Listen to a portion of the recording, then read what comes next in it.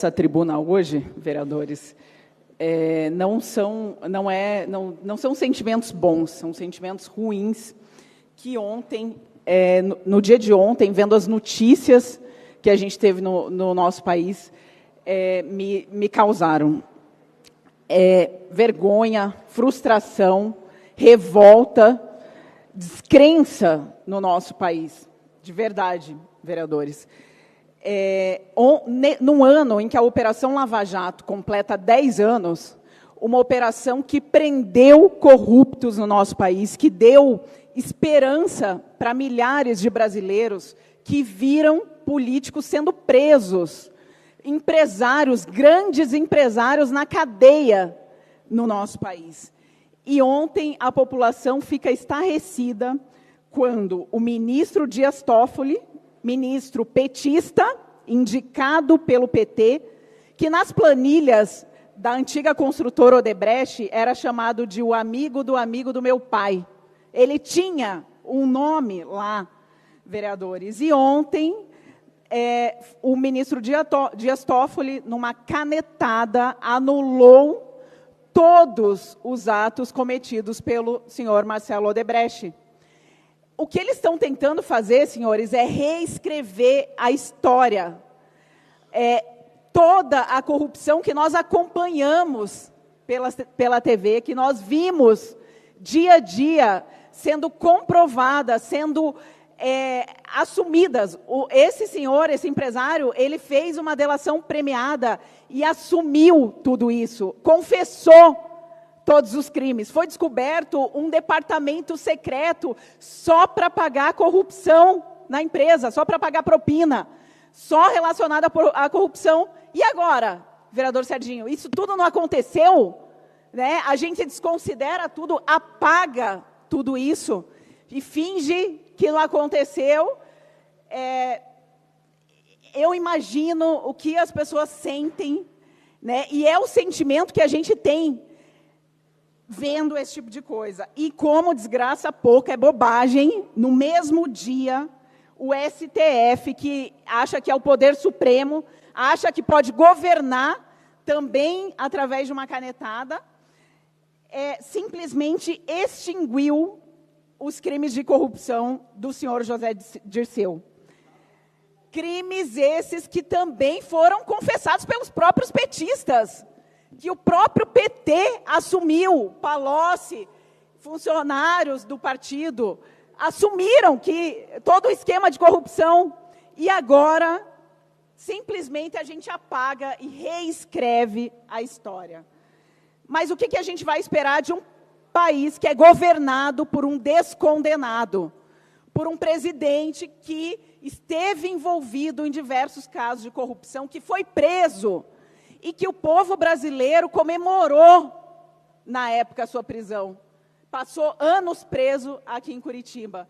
E que agora está, junto com esse partido, com pessoas sem escrúpulos, tentando institucionalizar a corrupção no nosso país, reescrevendo a história e simplesmente anulando tudo isso que aconteceu.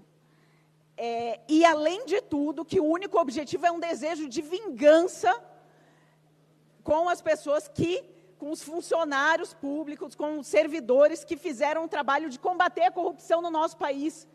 E agora eles querem se vingar dessas pessoas e reescrever a história. De verdade, né?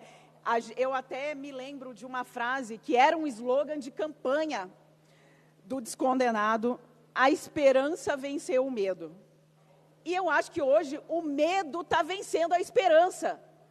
Porque, além de tudo, eles querem nos calar, eles querem nos censurar, regular e controlar o que a gente fala, o que a gente publica nas redes sociais. E muita gente, sim, tem medo, porque a gente não tem mais liberdade no nosso país para falar o que pensa. E eles querem provar que o crime compensa, que não tem problema você ser corrupto, porque depois a gente apaga tudo o que aconteceu. Além de tudo, eles querem afundar o Brasil numa crise econômica. E os senhores também têm visto, nos últimos tempos, que a responsabilidade fiscal A gestão financeira passa longe dessa gestão e desse partido. E daqui a pouco, sim, vai voltar o desemprego, vai voltar a pobreza no nosso país. É isso que a gente vai ver de novo nesse governo, infelizmente. Eles atacam as empresas e o livre mercado, os empresários, que é quem faz o país crescer, que é quem ainda gera emprego, gera renda e riqueza no nosso país. Eles querem dar saidinha de Natal para os presos saírem livremente cometendo crime.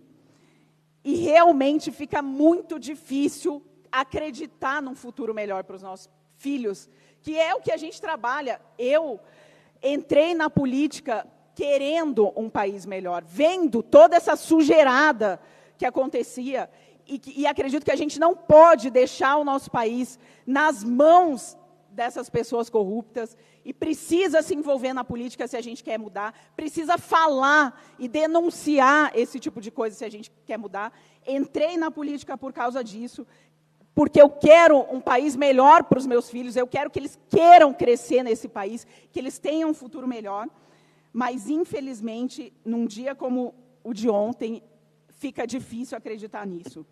Fica difícil acreditar num futuro melhor para o Brasil, que se diz o país do futuro, mas não consegue ser o país do presente.